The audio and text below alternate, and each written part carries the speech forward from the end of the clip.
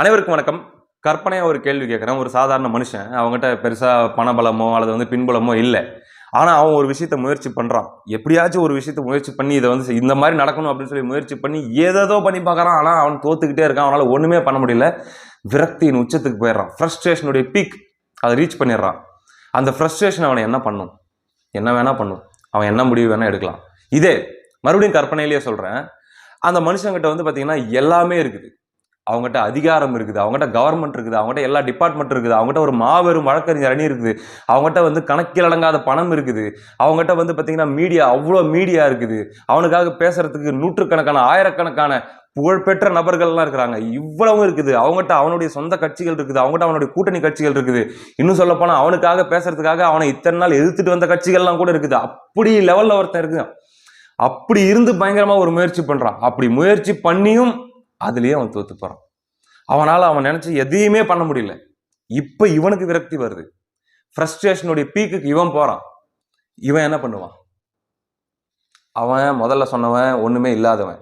இவன் எல்லாமே இருந்து முயற்சி பண்ணியும் தோல்வி அடைஞ்சு ஃப்ரஸ்ட்ரேட் ஆனவன். இவன் என்னவா மாறுவான்? சரி, உங்க மைண்ட்ல இதை போட்டு வச்சிடறேன். இது இவ்வளவு நேரம் நான் சொன்னது எல்லாமே கற்பனைங்க. இப்ப நம்ம நிஜ செய்திக்குள்ள போவோம். என்ன அப்படின்னா, முதல்ல இந்த கரூர் விவகாரத்துல 27ஆம் தேதியிலிருந்து இன்னைக்கு வரைக்கும் நடந்துட்டு இருக்கிற எல்லாத்தையும் உங்க மெமரியில் அப்படியே ஒன்னொன்னா நீங்களே அப்படியே கனெக்ட் பண்ணி பாருங்க. விஜய் அவர்களை கொலைகாரன், சைக்கோ, சாடிஸ்ட், குற்றவாளி அப்படின்னு சொல்லி நிறுவுறதுக்காக எடுக்கப்பட்ட முயற்சிகள் என்னென்ன அப்படிங்கிறத பார்த்துட்டு வாங்க. அது மீடியா மூலமாக இருந்தாலும் சரி, மீடியாவில் உட்காந்து பேசுறவங்க மூலமாக இருந்தாலும் சரி, ஊரா போஸ்ட் ஓட்டுறதாகட்டும் சரி, அல்லது கூட்டணி கட்சிகளை வச்சு பேச வைக்கிறதுமாகட்டும் சரி, அல்லது தங்களை இத்தனை நாள் எதிர்த்து கொண்டு இந்த கட்சிகளை வச்சு பேச வைக்கிறதுமாகட்டும், இப்படியாக நீதிமன்றத்துக்கு போனாங்க, வழக்கறிஞர் அணி அவ்வளவு பெருசா வச்சிருந்தாங்க. எல்லாமே இருந்தும் கூட ஒரு விஷயத்தை நிறுவ முயற்சி செஞ்சு அதை கடைசி வரைக்கும் செய்யவே முடியாமல் போயிட்டு கடைசியில் உச்ச நீதிமன்றத்தில் போயிட்டு டங்குன்னு மண்ட மேலே ஒன்று வாங்கிக்கிட்டு அதுக்கப்புறம் அது சிபிஐக்கு மாறி மக்கள் மன்றத்தில் ஒரு பக்கம், நீதிமன்றத்தில் தான் அசிங்கப்பட்டாங்கன்னா மக்கள் மன்றத்திலையும் ஒரு பக்கம் மக்களால் வெறுக்கப்படுற நிலைமைக்கு போய் இது எல்லாம் முயற்சி பண்ணி கடைசி ஒரு வாய்ப்பு. சரி, அந்த கரூர்ல பாதிக்கப்பட்ட 41 குடும்பங்கள் இருக்குது இல்ல, அந்த குடும்பத்தை சார்ந்தவங்க யாராச்சும் விஜயை திட்டுவாங்களா, யாராச்சும் விஜயை சபிப்பாங்களா, விஜயை அசிங்கப்படுத்துவாங்களா, விஜயை கொலைகாரன்னு சொல்லுவாங்களா அப்படின்ட்டு அதையும் எதிர்பார்த்து தனிக்கு அவங்க அந்த ஊருக்குள்ள இருக்கிறாங்க அப்படின்னும் போது அந்த ஊர்ல என்ன செல்வாக்கு இருக்கும் அவங்களுக்கு, அந்த கட்சிக்கு. அப்படி இருந்தும் கூட அவங்கள ஒருத்தரை கூட அந்த மாதிரி பேச வைக்க முடியல, சொல்ல வைக்க முடியல அப்படின்ற நிலை வரும்போது ஒரு ஃப்ரஸ்ட்ரேஷன் வருது இல்ல. இந்த ஃப்ரஸ்ட்ரேஷன் இன்னைக்கு எந்த இடத்துக்கு போயிருக்குதுன்னா விக்டிம் ஷேமிங் அப்படின்ற இடத்துக்கு போயிருக்குதுங்க. இத்தனை நாள் விஜய கொலைகாரன், விஜய சாடிஸ்ட், விஜய சைக்கோ, மனசாட்சி இல்லாதவன் சொல்லிட்டு இருந்த இந்த கும்பல் இன்னைக்கு அந்த பாதிக்கப்பட்ட மக்களை, அந்த பாதிக்கப்பட்ட தாய்மார்களை, அந்த குடும்பங்களை இவர்கள் என்ன மனநிலையில் உள்ள மனிதர்கள், இவர்கள் என்ன இவ்வளவு மோசமான மனிதர்களாக இருக்கிறார்கள், திட்டுறது மட்டும் இல்லைங்க, ட்ரோல் பண்ண ஆரம்பிக்கிறாங்க. மீம்ஸ் போட்டு பாருங்க, இந்த மீம்ஸ் எல்லாம் பாருங்களேன். அதாவது பரவாயில்ல, போனது போச்சு, நமக்கு இவ்வளோ காசு வந்துச்சு அப்படின்னு சொல்லி, புருஷன் போனால் பரவாயில்லன்னு சொல்லி இன்னொருத்தர் கூட நின்றுக்கிட்டு கும்பிடுற மாதிரியான ஒரு மீம் போட்டு கிண்டல் பண்ணிட்டு இருக்கிறாங்க. இன்னொரு பக்கம் பார்த்தீங்கன்னா, மறுபடியும் எப்போ வருவீங்க எங்கள் ஊருக்கு அப்படின்னு சொல்லி விஜய் கிட்ட கேட்குறாங்களாம். ஏன் இல்லை, என் வீட்டில் ஒரு 3 புள்ள இருக்குது, அதை அப்படியே விட்டுட்டா எனக்கு ஒரு 60 லட்சம் கிடைக்கும் அப்படின்றதுக்கு தான் கேட்குறேன். இதெல்லாம் பார்த்தீங்கன்னா திமுக ஆதரவாளர்கள், திமுகவாக பேசக்கூடியவர்கள் பரப்பிட்டு இருக்கிற செய்தி. என்ன மேட்ரு? நேத்து 2-3 தாய்மார்களுடைய பேட்டி ஊடகங்கள்ல வெளியாச்சுங்க. முதல்ல ஒரு விஷயத்தை புரிஞ்சுக்கணும். இன்னைக்கு அந்த துக்க நிகழ்வு நடந்து 20-22 நாள் ஆயிடுச்சு. அது போக பொதுவாகவே இப்ப அரசியல்வாதிகள் இருக்கிறாங்க, அடிக்கடி கேமரா முன்னாடி தோன்றி பேசக்கூடியவர்கள் இருக்காங்க. இந்த மாதிரி கேமரா ஆன் பண்ணி வச்சுட்டு முன்னாடி மக்கள் இருக்கிறதாக அந்த மனநிலையை உருவாக்கிக்கிட்டு பேசக்கூடிய ஆட்கள் இப்ப என்ன மாதிரி ஆட்கள்லாம் இருக்கிறாங்க அப்படின்னா தெரியும். அது வெறும் கேமரா தான் அப்படின்றது மறந்துடும். நம்ம ஜனங்கிட்ட பேசிட்டு இருக்கிறோம் அப்படின்ற ஒரு ஃபீல் இருக்கும். இதுவே என்னுடைய முதல் நாள், என்ன கேமரா முன்னாடி என்னென்னலாம் பண்ணேன், எவ்வளோ தூரம் திணறேன் அப்படின்ட்டு எனக்கு தெரியும். இத்தனைக்கு முன்னாடி யாருமே இல்லாமல் என் சொந்த கேமராலேயே எவ்வளோ ஆர்டிஃபிஷியலாக என்னால் இயல்பாக இருக்க முடியல அப்படிங்கிறதான் எனக்கு தெரியும். அப்படி இருக்கக்கூடிய இந்த சூழலில் அந்த தாய்மார்கள், வெள்ளந்தியான அந்த பெண்கள், அவங்க துயரத்தில் அவங்க இருக்காங்க. திடீர்னு பார்த்தீங்கன்னா அவங்களுக்கு அவங்க அக்கௌண்ட்டில் விஜய் அவர்களுடைய பணம் அவர் அனுப்பிச்சு விடுறாரு. அதுக்கப்புறம் போயிட்டு திடீர்னு மீடியாலாம் போய் நிற்கிது, ஆளுங்கெல்லாம் நிற்கிறாங்க, கேள்வி கேட்குறாங்க. எப்படி ஃபீல் பண்றீங்க, இப்போ நீங்க இந்த தருணத்தில் எப்படி உணர்றீங்க அப்படின்ற மாதிரிலாம் கேட்க ஆரம்பிக்கிறாங்க. உண்மையை சொல்லணும் அப்படின்னா அவங்களுக்கு அந்த கேமரா ஷைனஸ், அந்த ஆளுங்க இதுக்கு முன்னாடி எப்படி ரியாக்ட் பண்ணணும்னு தெரியல. இப்போ நல்லா பழுத்த நல்ல அனுபவமிக்க அரசியல்வாதிகளா இருந்தாங்கன்னா தேம்பி அழுது பல பர்ஃபார்மன்ஸ்களை பண்ணி எதையோ பண்ணி அந்த இடத்துல எந்த அளவுல காட்டினா அது கரெக்டா இருக்கும் அப்படின்லாம் காட்ட தெரிஞ்சவங்களா இருப்பாங்க. ஆனா அவங்க அப்பாவிகள், அவங்க வெள்ளந்திகள், அவங்களுக்கு தெரியல. அதுல ஒரு அம்மா பேசும்போது அந்த நேரத்துக்கு அந்த படபடப்புல என்ன பேசிடுறாங்க, இல்லைங்க என் பிள்ளைங்க வந்து விஜய் ரசிகர் தாங்க, அவங்க பார்க்கணுன்னு ஆசைப்பட்டதுனால தான் நாங்கள் போனோம், எப்படியாச்சும் அவர் ஜெயிச்சு வரணுங்க, அவர் வரட்டுங்க அப்படின்ற மாதிரி ஒரு அம்மா சொல்கிறாங்க. இன்னொரு அம்மா பார்த்தீங்கன்னா, என் புள்ள தான் என் குடும்பத்துக்கு எல்லாமாவும் இருந்தான், விஜய் ரசிகராக இருந்தான், அவன் பயங்கரமாக விஜய் அவர்கள் மேலே பற்று வச்சவனாக இருந்தான். ஆனால் இன்றைக்கி அவன் போயிட்டான். இருந்தாலும் என்ன பண்ணுறது, சரி பரவாயில்ல, அவன் போனாலும் பரவாயில்ல, ஆனால் வந்து விஜய் மறுபடியும் ஜெயிக்கணும். இந்த மாதிரியான வார்த்தைகள்லாம் அவங்க சொல்கிறாங்க.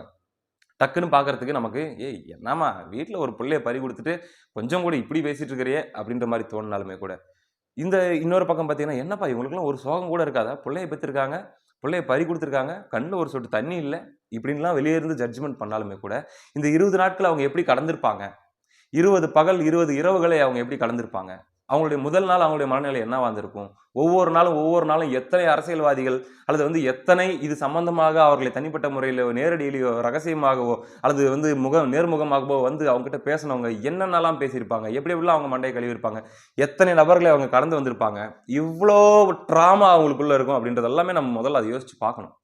அப்போ அவ்வளோ விஷயங்கள் அவங்க கடந்து வந்த இடத்துல இருந்து இன்னைக்கு அவங்க பேசுறாங்க அப்படின்னா, இன்னைக்கு அவங்க இத்தனை பேர் நம்மளை வந்து மண்டையை கழுவி பிரெயின் வாஷ் பண்ண ட்ரை பண்ணாலுமே கூட நமக்காக இந்த சூழல்ல விஜய் நிக்கிறாரு அப்படின்ட்டு அவங்க நினைக்கிறாங்க, அதை அவங்க வெளிப்படுத்துறாங்க. அது போக கேமரா முன்னாடி அத்தனை மைக்கு முன்னாடி எக்ஸாக்டா என்ன சொல்லணும் என்ன சொல்லக்கூடாது அப்படின்ட்டுலாம் அவங்களுக்கு சொல்ல தெரியல, இன்னசென்ஸ். ஆனா இந்த 2 வீடியோவை எடுத்து வச்சுக்கிட்டுங்க இப்ப ஆரம்பிச்சிருக்கிறது என்னன்னா, திமுக ஐடிவிங் விக்டிம் ஷேமிங். பாதிக்கப்பட்டவர்களே இப்ப சைக்கோவாக்கியாச்சு, பாதிக்கப்பட்டவர்களே பாத்தீங்கன்னா கொடூரர்களாக மாத்தியாச்சு. எந்த அளவுக்குன்னா நாம் என்ன சொன்ன மாதிரி ட்ரோல் பண்ற அளவுக்கு. இது என்னது அப்படின்னா, நான் முதல்ல சொன்னல ஃப்ரஸ்ட்ரேஷனின் வெளிப்பாடு. எடுத்த முயற்சிகள் எல்லாம் தோற்று போன பிறகு, எல்லாம் யாரை வச்சு என்னென்ன பண்ண முடியுமே எல்லாம் தரைமட்டமாக அடி வாங்கிய பிறகு கடைசியில அந்த வேதனையில கையாலாகாத்தனத்துல புலம்புறது தான் இந்த விக்டிம் ஷேமிங் அப்படிங்கிறது. விக்டிம் ஷேமிங் அப்படிங்கிறது திமுக ஆட்களுக்கோ திமுகவுக்கோ புதுசா அப்படின்னா இல்லைங்க. 2009 நம்முடைய இனத்துல வந்து பயங்கரமான ஒரு படுகொலை ஒன்று நடந்துச்சு, உங்களுக்கு தெரியும். லட்சக்கணக்கான பேர் வந்து கொடூரமாக எத்தனையோ ஆயிரக்கணக்கான குழந்தைகள், பெண்கள் அப்படின்ட்டுலாம் மிக கொடூரமான கொலை, மிக கொடூரமான பாலியல் வன்புணர்வு இப்படி எல்லாத்துக்குமே உள்ளாகப்பட்டு இறந்து போனாங்க, உங்களுக்கு தெரியும், கொல்லப்பட்டாங்க. அதனால் சிதறடிக்கப்பட்டு நம்முடைய உறவுகள் வந்து நாட்டில் உலகத்தின் பல்வேறு மூலைகளில் வாழ்ந்துட்டு இருக்கிறவங்களும் இருக்கிறாங்க. அவங்களுக்கு இந்த திமுக மீது, இந்த கருணாநிதி அவர்கள் மீது கடுங்கோபம் இருக்கத்தான் செய்கிறது. அந்த கோபத்தில் அவ்வளவு நியாயங்கள் இருக்க செய்கிறது. நம்ம சில விஷயங்களை நம்ம அப்புறம் சொல்லுவோம். அப்போ அவங்க திமுகவை ஏதாச்சும் ஒரு விமர்சனம் பண்றாங்க, கருணாநிதி அவர்கள் ஏதாச்சும் ஒரு விமர்சனம் பண்றாங்க அப்படின்னா, இதே கும்பல் இன்னைக்கு வந்து அந்த குடும்பங்களை, அந்த தாய்மார்களை, இங்க தமிழ்நாட்டுல நம்ம ஊர்ல பிறந்த இந்த தாய்மார்களை விக்டிம் ஷேமிங் பண்ணிட்டு இருக்கிற, இழிவுபடுத்திட்டு இருக்கிற இந்த கும்பல் என்ன பண்ணுச்சு அப்படின்னா, அன்னைக்கு ஈழத்தமிழர்களையும் இதே மாதிரி தான் இழிவுபடுத்திச்சு, இன்னைக்கு வரைக்கும் படுத்திட்டு இருக்குது. என்னது இதெல்லாம் நடக்கணும்டா, உங்களுக்கெல்லாம் ஆனதுதான் சரி, உங்களுக்கெல்லாம் ராஜபக்சே தான்டா சரி, சிங்களம் உங்களை வச்சு செஞ்சான்ல, சாவுடா, சிங்களவனுக்கு பிறந்தவன் தான் நீ அப்படின்ற அளவுக்கு எக்ஸ்ட்ரீமாக போனது சில கும்பல்கள். அந்த கும்பல் தான் இன்னைக்கு இந்த தாய்மார்களையும் இழிவுபடுத்தி கொண்டிருக்கிறது. இதுல இன்னொரு விஷயம் என்ன தெரியுமா, சரி ஃபேக் ஐடியில் இருக்கிறவன் பேசுறான், அவன் பேசுறான், இவன் பேசுறான் அப்படின்னா இல்லைங்க.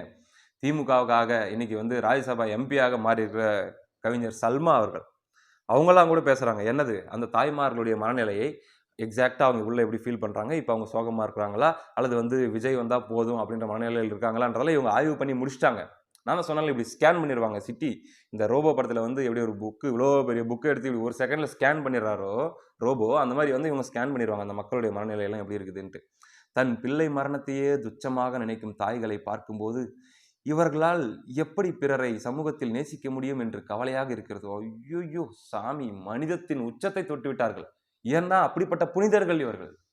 ஹியூமனிட்டி அப்படிங்கிறது இவங்க கிட்ட மட்டும்தான் இருக்கும், லோடா இருக்கும். சரிங்களா? இதோட இன்னொரு கொடுமை பாருங்க. அதாவது ஒருத்தன் போட்டிருக்கான், இந்த அம்மாவுக்கு 3 பெண் 1 பையன், மொத்தம் 4 பிள்ளைங்க, அதுல 2 பொண்ணு இறந்துருச்சு, இப்போ ஒரு பொண்ணு ஒரு பையன் இருக்காங்க, 70 லட்சம் பணம் கிடைச்சிருக்கு, இவங்களுக்கு என்ன குறை, அதனால இப்படித்தான் பேசுவாங்க அப்படின்னு சொல்லி போட்டிருக்கான். நினைச்சு பாருங்க, விஜயை குற்றவாளியாக்க முயற்சி பண்ணிட்டு கடைசியில் இன்னொருத்தர் தெளிவா போட்டிருக்காரு, நம்ம விஜயை பத்தி இழிவா பேசியும் கரூர்ல இருக்கிற 41 குடும்பங்களும் விஜய்க்கு சப்போர்ட் பண்றாங்களே, என்ன பண்றது? அப்ப அந்த 41 குடும்பங்களை பத்தியும் இழிவா பேசுங்க. இன்னைக்கு இதை தான் கையில் எடுத்திருக்காங்க. இன்னொருத்தன் பாருங்க, ஆனால் திமுக ஆதரவா செயல்படுறாள், மிக நெருக்கமாக மிக துயரமான இழப்பை 20 லட்சம் சரி கட்டும் என்றால் நாம் வாழும் சமூகத்தை பற்றி என்ன சொல்வதென்று தெரியவில்லை. ஐயோ சமூகம், மறுபடியும் சமூகம் சார்ந்த மனிதம் சார்ந்த வேதனை வந்துருச்சு உங்களுக்கு. ஏடா 20 லட்சத்தை வாங்கிட்டு அவங்க விஜய்க்கு சப்போர்ட் பண்றாங்கன்னா வெறும் 200 ரூபாய் வாங்கிட்டு நீ திமுக சப்போர்ட் பண்றவன் இதெல்லாம் பேசவே கூடாது. அவ்வளோ பெரிய நம்ம இனத்துல நடந்த அவ்வளோ பெரிய படுகொலை கூட மறந்துட்டு திமுகவுக்கு முட்டு கொடுக்குறவன், திமுக எந்த தவறும் செய்யலைன்னு சொல்லி முட்டு கொடுக்குறவன் 200 ரூபாய்க்கு. நீ 20 லட்சம் வாங்கிட்டு பேசுறவங்களை பத்தி பேசலாமா? அதை விடங்க எல்லாத்தோட அல்டிமேட் என்ன தெரியுமா? செந்தில்வேல். செந்தில்வேலுடைய அந்த ட்வீட்டை படிச்சு காமிச்சிட்டு அடுத்து நான் கேட்க வேண்டிய கேள்விகள்லாம் நிறைய இருக்குதுங்க. அதுதான் தேடிட்டு இருக்கிறேன், ஒரு செகண்ட் இருங்க. தன் கணவரை விட எனக்கு அவரைத்தான் பிடிக்கும் என்று ஒரு பெண்மணி சொன்னதோ, ஒரு லேடி சொன்னாங்கல்ல அப்போ, இதெல்லாம் நடக்கிறதுக்கு முன்னாடி. தன் தாய் தந்தையை விட தனக்கு விஜய் தான் முக்கியம் என்று ஒரு இளைஞர் சொல்வதோ, சொல்லிட்டு இருந்தானுங்க, சில பேர் சொல்லிட்டு இருந்தானுங்க. அதெல்லாம் நியாயப்படுத்தவே இல்லை, அதெல்லாம் தப்பு தான், இல்லைன்னு சொல்லல. கூட்டத்தில் சிக்கி உயிரே போனாலும் விஜயை பார்த்துவிட்டு தான் போவோம் என்று சில இளம் பெண்கள் சொன்னதோ, இறந்து போன தன் குழந்தையின் புகைப்படத்தை கையில் வைத்து விஜய் ஒரு புகைப்படம் எடுத்தால் போதும் என்று பெற்றோர் சொன்னதோ, தன் 2 குழந்தைகள் இறந்த சூழலிலும் விஜய் மீது தனக்கு துளியும் கோபமில்லை என்று அந்த குழந்தைகளின் தாய் சொன்னதோ, இதுதான் இவனுக்கு பிரச்சனை. இந்த சூழல்லையும் விஜய் மேல கோபம் இல்லைன்னு சொல்றாங்களே அப்படிங்கிறது தான் பிரச்சனை. தன் பிள்ளையின் விதி அவன் போய் சேர்ந்து விட்டான் என்று ஒரு பெண்மணி சொன்னதோ, அந்த அம்மா, ஒரு வயசான அம்மா பேசிட்டு இருந்தாங்கல்ல, ஒரு வெள்ளந்தியா, அவங்க இதயத்தை கனமாக்கியது எனில் விஜயை பக்கத்தில் நின்று பார்க்கும் வாய்ப்பு தன் குழந்தை மூலம்தான் தனக்கு கிடைத்தது என்றும், என்ன ஒன்று அதற்கு ஈடாக தன் குழந்தையின் உயிரை கொடுக்க வேண்டி இருந்தது என்றும் அந்த தாயின் வார்த்தைகள் தான் இதயத்தை ரணமாக்கியது. இதெல்லாம் ஓகே. கடைசி 2 லைன் பாருங்க. விதியே விதியே என்ன செய்ய நினைத்திட்டாய் என் தமிழ் ஜாதியை. இது ஒப்பாரி. இவ்வளோ நாள் இவங்க முயற்சி பண்ணது எதுவுமே எடுபடலை அப்படின்னும் போது கடைசியா வந்து விதியே விதியே என்ன செய்ய நினைத்து விட்டாய் என் தமிழ் ஜாதியை. என் மக்கள்லாம் இப்படி இருக்கிறாங்களே. ஏப்பா நீங்க தான்ப்பா 75 வருஷமா வந்து தமிழர்களுக்கு நாகரிகம் சொல்லி கொடுத்தவங்க, தமிழர்களை படிக்க வச்சவங்க, தமிழர்களை ஆளாக்குனவங்க. நீங்களாம் இல்லைனா வந்து காட்டு மிராண்டிகளாக நாங்கள் ஒருவரை கடித்து சாப்பிட்டு கொண்டு திரிந்திருப்போம் அப்படின்லாம் நீங்க தான் பில்டப் கொடுக்குறீங்க. அப்போ உங்களுடைய இந்த 75 வருட திராவிட ஆட்சியில தானே அவங்க இந்த நிலைமையில இருக்காங்க, இப்படி பேசுறாங்க.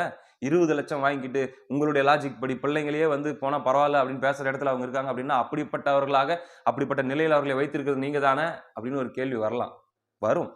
ஆனா எல்லாத்துக்கும் அப்பாற்பட்டு அவங்க சோகமா தான் இருக்கிறாங்க, சோகமா தான் இல்ல அவங்க சந்தோஷமா தான் இருக்கிறாங்க, பிள்ளைங்க போனாலும் பரவாயில்ல அப்படின்ற இடத்துல இருக்காங்கன்றத ஜட்ஜ் பண்றதுக்கு நீ யாரு? இப்ப நீங்க பண்ணிட்டு இருக்கிற இந்த செயல்கள்லாம் அவர்களுக்கு என்ன மாதிரியான உளவியல் தாக்கத்தை ஏற்படுத்தும்? இந்த செய்தியெல்லாம் அவங்க பார்க்கும்போது நம்மள என்னடா இப்படி பேசுறாங்க அப்படின்னு சொல்லி அவங்களுக்கு தோணாது?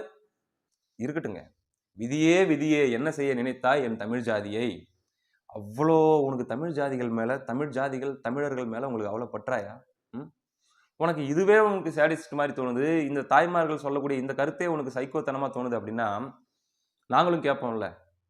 2008ஆம் ஆண்டு, சும்மா ஒரு 5 நிமிஷம் இந்த இடத்த ரொம்ப பொறுமையா கவனிங்க. 2008ஆம் ஆண்டு அக்டோபர் மாசம் ஒரு அனைத்து கட்சி கூட்டம் கூடுதுங்க. முதலமைச்சராக ஐயா கருணாநிதி அவர்கள் இருக்கிறாரு. அப்ப ஈழத்துல போர் உச்சத்துல நடந்துட்டு இருக்குது, ஆரம்பிச்சு பயங்கரமா போயிட்டு இருக்குது. அந்த நேரத்துல அனைத்து கட்சி கூட்டம் கூப்பிடுது. அந்த நேரத்துல 40 எம்பிக்கள் சொலையாக திமுக கூட்டணி வசம் இருக்கிறாங்க. அப்ப அந்த அனைத்து கட்சி கூட்டத்துல கருணாநிதி அவர்கள் கிட்ட ஒரு கோரிக்கை வலியுறுத்தப்படுது. அதாவது 40 எம்பிக்களும் நம்ம இப்ப ராஜினாமா பண்ணிட்டோம் அப்படின்னா நிச்சயமாக மத்தியில் இருக்கிற காங்கிரஸுக்கு மிகப்பெரிய அழுத்தம் வரும், ஆட்சியை கூட கவிழ்ந்துரும். அப்ப நிச்சயமாக நம்மளால போரை நிறுத்த முடியும், அதனால இதுக்கு ஒரு அறிவிப்பு செய்யுங்க அப்படின்னு சொல்லி கேட்கும்போது கருணாநிதி அவர்களும் அப்படியா சரி 40 எம்பிகளை நம்ம வந்து தமிழ்நாட்டை சார்ந்த எம்பிகள் ராஜினாமா பண்ணிடலாம், ராஜினாமா பண்ணி காங்கிரஸுக்கு அழுத்தம் கொடுப்போம் அப்படின்னு சொல்லிடுறாரு. உடனே இது உலகத்தில் இருக்கிற அத்தனை தமிழர்கள் மத்தியிலும் ஒரு உற்சாகத்தை, ஒரு நம்பிக்கை ஏற்படுத்துது. பரவாயில்ல, ஏதோ ஒன்று நடக்க போகுது நமக்காக அப்படின்னு சொல்லி கருணாநிதி அவர்கள் இப்படி சொல்லி சரியாக 12 நாட்கள் கழித்து அங்க டெல்லியில இருந்து சென்னைக்கு அன்றைய வெளியுறவுத்துறை அமைச்சர் பிரணாப் முகர்ஜி அவர்கள் வந்து கருணாநிதி அவர்களை தனியாக சந்தித்து ஏதோ பேசுகிறார். பேசி முடித்த பிறகு கருணாநிதி அவர்கள் சொல்லுகிறார், ஒன்றும் பிரச்சனை இல்லை, இந்திய அரசு வந்து அதாவது காங்கிரஸ் அரசு போரை நிறுத்துவதற்கான எல்லா நடவடிக்கை எடுக்கிறதாக சொல்லியிருக்கிறாங்க, அதனால நம்ம யாரும் ராஜினாமா பண்ண வேண்டிய அவசியம் அல்ல அப்படின்னு சொல்லி அவர் சொல்ல வைக்கிறார்.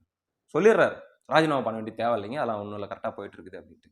அடுத்து என்ன நடக்குது நல்லா ஞாபகம் வச்சுக்கோங்க, நான் வரேன், ஒன்னொன்னா வரேன். அடுத்து என்ன நடக்குது அப்படின்னா, இங்க போர் வந்து இன்னும் உச்சத்துல போயிட்டே தான் இருக்குது. போர் நிறுத்துறதுக்கான எந்த விதமான அறிகுறியுமே தெரியல. அந்த நேரத்துல தமிழ்நாடு முழுக்க தன்னெழுச்சியான போராட்டங்கள் ஆரம்பிக்குதுங்க. குறிப்பாக சட்டக்கல்லூரி மாணவர்கள், சென்னை உயர்நீதிமன்றத்தில் இருக்கக்கூடிய வழக்கறிஞர்கள் அப்படின்னு சொல்லி அவங்களாம் வேலை நிறுத்தம் பண்ண ஆரம்பிக்கிறாங்க.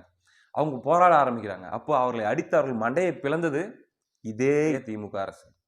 அது போக அங்க எங்க நம்ம காலேஜில் படிக்கக்கூடிய மாணவர்கள், ஏன்னா அன்னைக்கு வந்து இப்ப இருக்கிற மாதிரி சோசியல் மீடியாவோ இப்ப இருக்கிற மாதிரி அதிவேகமான தகவல் தொழில்நுட்பமோ நம்ம கிட்ட வந்து தகவல் பரிமாறிக்கிற தன்மையோ நமக்கு இல்லை. இந்த வாட்ஸ்அப், ட்விட்டர், இன்ஸ்டாகிராம் அப்படின்னு சொல்லி ஒரே நேரத்தில் லட்சக்கணக்கான பேருக்கு நம்ம இதான் அங்கே நடந்துட்டு இருக்குது பாருங்க அப்படின்னு சொல்லி தகவல் பரிமாறிக்கிறதுக்கான வாய்ப்பெல்லாம் எதுவும் இல்லை. அப்ப நம்மளுக்கு நியூஸ்ல என்ன காட்டுறாங்க, அந்த அரை மணி நேரம் ஸ்லாட்ல என்ன காட்டுறாங்களோ அதுதான் செய்தி. அதுவும் அதிகமா சன் நியூஸும் கலைஞர் டிவியும் தான் எல்லாரும் வீட்லயுமே ஓடிட்டு இருக்கும். அப்படி இருக்கக்கூடிய இந்த சூழல்ல போராட்டம் தமிழ்நாட்டில் நடக்குதுங்க. கருணாநிதி அவர்கள் என்ன பண்றாரு, கல்லூரிகள் எல்லாத்துக்குமே காலவரையற்ற விடுமுறை. மாணவர்கள் யாரும் ஹாஸ்டல்ல கூட தங்கக்கூடாது, கிளம்பு ஊடு, எல்லாரும் வீட்டுக்கு ஓடு அப்படின்னு சொல்லி எல்லாரையும் வீட்டுக்கு அனுப்பிச்சிடுறாங்க. அடுத்து நல்லா கவனிங்க. 2009 முத்துக்குமார் அவர்கள், உங்களுக்கு நல்லா தெரியும், முத்துக்குமார் தன்னைத்தானே அவர் தீயிட்டு கொளுத்திக் கொள்கிறார். எதுக்காக? என் உடலை வைத்தாவது போராடுங்கள், என் உடலை வைத்தாவது அந்த போரை நிறுத்துவதற்காக போராடுங்கள் அப்படின்னு சொல்லிட்டு தன்னை தனி தீயிட்டு கொளுத்திக் கொள்கிறார். அந்த முத்துக்குமார் அவர்களுடைய உடலை வைத்து எல்லாரும் போராட்டம் பண்ணிட்டு இருக்கிறாங்க. நாங்கள் உடலையெல்லாம் நாங்கள் வந்து அடக்கம் பண்ண ஒத்துக்க மாட்டோம், அவர் தன்னுடைய உடலையே ஆயுதமாக்கி போராட சொல்லி எங்கிட்ட விட்டுட்டு போயிருக்காரு அப்படின்னு சொல்லி எல்லாரும் பண்ணும்போது, இந்த திமுக கூட்டணி கட்சிகளாக அல்லது வந்து நாங்கள் வந்து இந்த பக்கமும் அந்த பக்கமும் பேச்சுவார்த்தை நடத்துறவங்களாக இருக்கிறோம்னு சொல்றாங்கல்ல, தோழர் திருமாவளவன் அவர்கள், வைகோ, இவங்கெல்லாம் போயிட்டு எப்படியாச்சும் அந்த பாடியை எடுக்க வைக்கணும் அப்படின்ற வேலையை அங்கே பார்க்குறாங்க. கண்ணீர் மல்க அங்கே போயிட்டு பயங்கரமான எமோஷனல் ஸ்பீச் கொடுப்பாங்க. ஆனால் மறுபடியும் போயிட்டு என்ன பண்ணுவாங்கன்னா, சரி ஓகே எல்லாம் நாங்கள் பேசிட்டு இருக்கிறோம், எல்லாம் தலைவர் சொல்லிட்டு இருக்கிறோம், அப்படி பண்ணிட்டு இருக்கிறோம், இப்படி பண்ணிட்டு இருக்கிறோம், எடுத்துருங்க அப்படின்னு சொல்லி அந்த முத்துக்குமார் அவர்களுடைய உடல் எந்த வகையிலும் பார்த்தீங்கன்னா முக்கியமான வீதிகளில் வந்துடக்கூடாது அப்படின்னு சொல்லி ஒரு இருட்டாக, அதுவும் அந்த பாடியை தூக்கிட்டு போகும்போது அந்த ஏரியா ஃபுல்லாக பவர் கட்டு, அந்த எடுத்துகிட்டு போகிற ஏரியாக்கள் வழியாக அது எடுத்துகிட்டு போகிற வழிகள் எல்லாத்துலேயுமே பவர் கட்டு, எடுத்துகிட்டு போய் ராத்திரியோட அந்த பாடியை வந்து இது பண்ணாங்க. அடுத்து என்ன பண்ணாங்க அப்படின்னா, இப்போ வரைக்கும் அந்த 2008-2009 காலங்களில் போராடிய அண்ணன்களும் தம்பிகளும் தமிழ்நாட்டில் இன்னுமே உயிரோட தானே இருக்காங்க, நம்மளோட தானே இருக்காங்க. சொல்றாங்க, அதாவது இங்கிருந்து அங்க கொண்டு போறதுக்கு அடிப்படை உணவுப் பொருட்கள், ரத்த பொட்டலங்கள் இதை அனுப்ப முடியல. பூட்ஸ் காலால போட்டு மிதிச்சு இங்கேயே அதெல்லாத்தையும் வேஸ்ட் பண்ணாங்க. மருந்துகள் அனுப்ப முடியல. அங்க பாத்தீங்கன்னா ஈழத்துல அப்ப வந்து கஞ்சி குடிக்கிறதுக்கு கூட வழி இல்லை. உப்பில்லாத கஞ்சியை குடிச்சிக்கிட்டு அந்த கடைசி நாட்கள்ல அங்க இருக்கக்கூடிய நம்முடைய சொந்தங்கள் அதுதான் வாழ்க்கை வாழ்ந்துட்டு இருந்தாங்க. அந்த உப்பில்லாத கஞ்சி அங்கங்க முகாம் மாதிரி போட்டு, இப்ப தண்ணீர் பந்தல்லாம் நம்ம வைக்கிறோம்ல, அந்த மாதிரி அங்கங்க சில இடங்கள்ல வச்சு கொடுத்துட்டு இருந்தாங்க. இவங்க எல்லாம் பதுங்கு குழியில குழந்தைகளை வச்சுக்கிட்டு தாய்மார்கள்லாம் அங்கங்க பதுங்கி இருக்கணும். இப்போ பட்டினியாவே குழந்தைங்க கிடக்கும். இப்ப அவங்களுக்கு கஞ்சி வாங்க போகணும். அந்த கஞ்சி வாங்குறதுக்கு வந்து அந்த தூக்கம் எடுத்துக்கிட்டு அந்த அந்த அந்த பாத்திரத்தை எடுத்துக்கிட்டு அவங்க போயிட்டு வரணும். போயிட்டு வர்றதுக்குள்ள எங்க வந்து வேணாலும் குண்டு வந்து விழும். இப்படி இருக்கக்கூடிய சூழல்ல அந்த அவங்க பதுங்கி இருக்கிற ஒரு இடத்துல அந்த குழந்தைங்க கிட்ட சொல்லிட்டு, இருப்பா நான் வந்துடுறேன் அப்படின்னு சொல்லி அந்த குண்டு உள்றதுக்குள்ள அப்படி வேக வேகமா போயிட்டு எப்படியாச்சும் நம்ம கஞ்சி வாங்கிட்டு வந்துடலாம் அப்படின்ட்டு போயிட்டு வர வழியில குண்டுகளால் துளைக்கப்பட்டு அந்த தாய்கள் எல்லாம் இறந்து போன சம்பவங்கள் நடந்தது. அந்த பதுங்குழிக்குள்ள இருந்த குழந்தைகள் அப்படியே பசியில அம்மா வருவாங்கன்னு காத்திருந்து அங்கேயே இறந்து, அங்கேயே அழுகி அந்த உட்கார்ந்துட்டு இருந்த அந்த தோற்றத்திலேயே அப்படியே ஒண்ணுமில்லாம மாண்டு போன சம்பவங்கள் எல்லாம் நடந்தது. இவர்கள் தான் இன்னைக்கு பேசிட்டு இருக்கிறாங்க மனிதம் பத்தி. விதியே விதியே என்ன செய்ய நினைத்தாய் என் தமிழ் ஜாதியை அப்படின்னு சொல்லி. சரிங்க, அடுத்ததாக இது எல்லாமே நடந்துட்டு இருக்கும்போது பாத்தீங்கன்னா, இந்த திமுக அரசாங்கத்தின் மீது, ஐயா கருணாநிதி அவர்கள் மீது கடுமையான அழுத்தங்கள் உருவாகுது, கடுமையான கேள்விகள் உருவாகுது. அப்படின்னும் போது அவங்களுக்கு பாதுகாப்பா இருக்கிற மாதிரியும் காட்டிக்கணும், ஆனா இந்த போராட்டங்களை எல்லாம் நீர்த்து போக வைக்கணும் அப்படிங்கிற ரெண்டும் கெட்ட நிலைமையில வந்து இவங்க இருக்கிறாங்க. அந்த சூழல்ல ஏப்ரல் மாதம் 27ஆம் தேதி சரியாக சொல்லணும் அப்படின்னா, இனப்படுகொலை நடப்பதற்கு 22 நாட்களுக்கு முன்னாடி, அந்த போர் முடிவுற்றது அப்படின்னு சொல்லி அந்த கடைசி நாள், அதற்கு 22 நாட்கள் முன்னாடி ஐயா கருணாநிதி அவர்கள் உண்ணாவிரத போராட்டம் அறிவிக்கிறார். உங்களுக்கு தெரியும், மெரினால உலக புகழ் பெற்ற அந்த புகைப்படம். காலையில 10 மணி 11 மணிக்கு ஆரம்பிச்சு மதியம் முடிச்சுக்கிட்டார்ல 1 மணிக்கு, அந்த உண்ணாவிரத போராட்டத்தை அவர் ஆரம்பிக்கிறார். உண்ணாவிரதம் போராட்டம் ஆரம்பிச்சு 2 மணி நேரத்துல சொல்றாரு, போர் நின்று விட்டது, எல்லாம் நான் பேசிட்டோம், அலைபேசியில் நான் பேசிட்டேன், ஃபோனில் பேசிட்டேன், போரை நிறுத்திட்டாங்க அப்படிங்கிற மாதிரி சொல்லிட்டு உண்ணாவிரதத்தை அவர் முடித்துக் கொள்கிறார். உடனடியாக திமுகவை சார்ந்தவர்கள் எல்லாம் போஸ்டர் ஒட்டுகிறார்கள். இலங்கையில் நடந்த அந்த போரை நிறுத்திய தானே தலைவா வாழ்க அப்படி இப்படின்லாம் போஸ்டர் ஒட்ட ஆரம்பிக்கிறாங்க. ஆனாலும் தொடர்ச்சியாக அங்கே போய் குண்டுகள் விழுந்துட்டு தான் இருக்குது. போரும் நிற்கல, ஒரு மண்ணாங்கட்டியும் நிற்கல, எதுவுமே நடக்கலை. அதை வந்து இலங்கையுடைய அரசாங்கமே ஓப்பனாக சொல்லுது, அப்படிலாம் எதுவுமே நாங்கள் யார்கிட்டையும் பேசலைங்க, அப்படிலாம் எந்த விதமான முடிவும் எடுக்கப்படல, போர் நடந்துட்டு தான் இருக்குது அப்படின்னு சொல்லி. அப்படின்னும் போது பார்த்தீங்கன்னா, அப்பயும் அங்கே விழுந்துகிட்டே இருக்குது குண்டு. அப்போ ஐயா கருணாநிதி அவர்கள்ட்ட கேட்குறாங்க, ஏங்க நீங்கள் இப்படி சொன்னீங்க, போர் நின்றுச்சு என்னுடைய உண்ணாவிரத்தின் மூலமாக, ஆனால் இன்னும் அங்கே குண்டுகள் விழுந்துகிட்டே இருக்குதுன்னு சொல்கிறாங்களேன்னு சொல்லும்போது தான் ஒரு பொன்னான வார்த்தைகளை உதித்தார், மழை விட்டும் தூவான இன்னும் விடவில்லை. போர் நின்றுச்சுங்க, ஆனாலும் 1, 2 குண்டுகள் அப்படி அப்படி அப்படி அப்படி விழுந்துட்டு தானே இருக்கும். மழை பெஞ்சதுக்கு அப்புறமா சில தூரல் விழுந்துட்டு இருக்கும்ல, அந்த மாதிரிங்க அப்படின்னு ஐயா கருணாநிதி அவர்கள் சொல்றார். ஒரு வழியாக மே 18ஆம் தேதியோட அழித்து ஒழிக்கப்படுறாங்க. அங்கே அத்தனை லட்சக்கணக்கான மக்கள் மிக கொடூரமான சாவுகளையும் மிக கொடூரமான துயரங்களையும் சந்திச்சுட்டு வர்றாங்க. இப்போ நம்ம ஒரு முக்கியமான செய்தி ஒன்று பார்க்கணுங்க. அன்னைக்கு, அதாவது புலிகள் அழிக்கப்பட்டார்கள், தலைவர் கொல்லப்பட்டு விட்டார் அப்படின்னு சொல்லி ஹெட்லைன்ஸ் வந்துச்சு இல்லையா, அன்னைக்கு தந்தி டிவி, தினமணி இவங்களுடைய முதல் பக்க நியூஸ் எடுத்துக்காங்க. அந்த முதல் பக்க நியூஸில் மேலே பார்த்தீங்கன்னா ஈழத்தில் நடந்த போர் சம்பந்தமாக இருக்கும். இன்னைக்கு அந்த தாய்மார்கள் ஏதோ வந்து 20 லட்சம் வந்துருச்சுன்னு சொல்லி இப்படி பேசுறாங்க, அப்படி பேசுறாங்க, இவங்களுக்குலாம் மனசாட்சியே இல்லையா, ஈரமே இல்லையான்னு பேசக்கூடிய இவர்கள் 2009ங்க அவ்வளோ லட்சம் பேர் அங்கே இறந்துருக்காங்க, அங்கே அவ்வளோ அப்படி போர் முடிஞ்சிருக்கு அப்படின்னு சொல்லி அங்கே மேலே நியூஸு, கீழே இன்னொரு நியூஸ், அதுக்கு அடியிலேயே எத்தனை சீட்டு, அமைச்சரவையில் எத்தனை இடம் என்பதை பற்றி விவாதிப்பதற்காக டெல்லியில் கருணாநிதி அவர்கள் சோனியாவை சந்தித்தார் அப்படின்னு சொல்லி அதே பக்கத்தில் அதே நியூஸ் பேப்பர்ல கீழே இன்னொரு நியூஸ். இதை பற்றி ஐயா கருணாநிதி அவர்களிடம் 23ஆம் தேதி கேட்குறாங்க. அதுக்கு அவர் சொன்ன பதில் என்னன்னா, ஒரு தெருவில் சாவு பறை ஓசை கேட்டால் இன்னொரு தெருவில் மங்கள இசையும் கேட்கும், இது சங்க காலத்திலே இருக்குதே அப்படின்னு சொன்னவர் தான் கருணாநிதி. விதியே விதியே என்ன செய்ய நினைத்தாய் என் தமிழ் ஜாதியேன்னு சொல்லி இன்னைக்கு பேசிக்கிறானுங்க பாருங்க. இவனுங்க எல்லாருக்குமே அத்தனை சம்பவங்களும் தெரியும், அத்தனை நிகழ்வுகளும் தெரியும். அத்தனை லட்சம் உயிர்கள் போன அன்றே அங்கே போய் டெல்லியில் போய் பார்த்தவர் தான் அவங்களுடைய தலைவர். ஆனால் அவனுங்க சொல்லுவானுங்க, இந்த தாய்மார்களை இழிவாக பேசுவானுங்க, இங்கே குடும்பங்களை தன்னுடைய பிள்ளைங்களை பறி கொடுத்த இந்த தாய்மார்களை விக்டிம் பிளேம் பண்ணுவானுங்க. ஆனால் இவங்க பண்ணது என்ன யோசிச்சு பாருங்க. இந்த 20-22 நாட்களாக இவங்க பண்ணிட்டு இருக்கிற கூத்துகள், இவங்க பண்ணிட்டு இருக்கிற முயற்சிகள், இது எல்லாத்தையும் பார்த்துட்டு இருக்கும்போது எனக்கு உண்மையிலேயே மிகப்பெரிய வலி வேதனை வந்து இவங்களை பார்த்து கூட இல்லைங்க. நான் இவ்வளோ நேரம் சொல்லிட்டு இருந்தேன்ல, எப்படிலாம் நமக்கு நடந்துச்சு, அதை திமுக எப்படிலாம் மடைமாற்ற முயற்சி பண்ணிச்சு, எப்படிலாம் மூடி மறைச்சிச்சு, எப்படிலாம் நாடகம் போட்டுச்சு. அது போக பார்த்தீங்கன்னா அன்னைக்கு தொலைக்காட்சியில் கலைஞர் டிவியில் ஆகட்டும், சன் டிவியில் ஆகட்டும், வெவ்வேறு கேளிக்கை நிகழ்ச்சிகளை போட்டு பாராட்டு விழாக்களை நடத்தி கொண்டு எப்படிலாம் வந்து மக்களுக்கு அப்படி ஒன்று நடந்துட்டு இருக்குது அப்படின்னு தெரியாமல் மடைமாத்துச்சு அப்படிங்கிறது எல்லாத்தையும் நன்கு தெரிந்த ஏன் சம்பந்தப்பட்ட ஆட்களே, எங்க ஆட்களே இந்த விஷயத்துல, இந்த கரூர் விஷயத்துல திமுக கடந்த 20 நாட்களாக பண்ணிட்டு இருக்கிற செயல்கள் எதுலையுமே ஒரு குறை கூட அவங்களுக்கு தெரியல. திமுக அப்படிலாம் எதுவும் பண்ணாதுங்க, சும்மா சும்மா எதுவாக இருந்தாலும் திமுகவே குறை சொல்லக்கூடாதுங்க அப்படின்னு சொல்லி வாதாடி கொண்டிருக்கிற ஆட்கள் இருக்கிறாங்க இல்லையா, அவங்களை நினைக்கும் போது இன்னும் வலிக்குதுங்க. அவங்களை நினைக்கும் போது தான் ரொம்ப ரொம்ப வலிக்குது. எல்லாரையும் விட, மற்ற எல்லாரையும் விட உனக்குத்தாயா நல்லா தெரியும் இவங்க எப்படிலாம் ஒரு விஷயத்தை மடைமாற்றுவார்கள், எப்படியெல்லாம் ஒரு விஷயத்தை மூடி மறைக்க முயற்சி பண்ணுவார்கள், எப்படியெல்லாம் இவங்க வந்து விக்டிம் பிளேம் பண்ணுவாங்க, எப்படிலாம் இவங்க நாடகம் ஆடுவாங்கன்னு எல்லாரோட உனக்கு தெரியும். ஏன்னா நேரடியாக அனுபவப்பட்டவன் நீ இந்த விஷயத்துல திமுகவை ஒரு குறை கூட சொல்லாமல் வாசிக்கிற, அட்டக்கி வாசிக்கிற அப்படின்னும் போதுதான் எங்க போய் முட்டிக்கிறது அப்படின்னு தெரியல. இதை சொன்னதற்காக, இந்த துரோகத்தை, இந்த துரோகிகளுடைய தவறை நீங்கள் சுட்டி காட்டாமல் இருக்காதீர்கள்னு சொன்னதுக்காக என்ன துரோகின்னு சொல்றாங்கன்னா, நீ துரோகின்னு சொல்லிட்டு போ. நீ துரோகின்னு சொல்றதுக்காக நான் ஏன் கவலைப்பட போறேன்? தாராளமா சொல்லிட்டு போ. அதனால இந்த மனிதம் பேசுறோம், அங்க அந்த பாதிக்கப்பட்ட தாய்மார்களை குறை சொல்றோம், அவங்களை விக்டிம் பிளேம் பண்றோம் அப்படின்ட்டு இருக்கிற இவங்களெல்லாம் மீண்டும் மக்கள் மத்தியில் அம்பலப்பட்டு, மீண்டும் மக்கள் மத்தியில் அசிங்கப்பட்டு, இன்னும் இன்னும் இன்னும் தங்களுக்கான குழியை ஆழமாக தோண்டி கொண்டிருக்கார்கள் அப்படின்றது மட்டும் உண்மைங்க. அடுத்த காணொலியில் சந்திப்போம். நன்றி.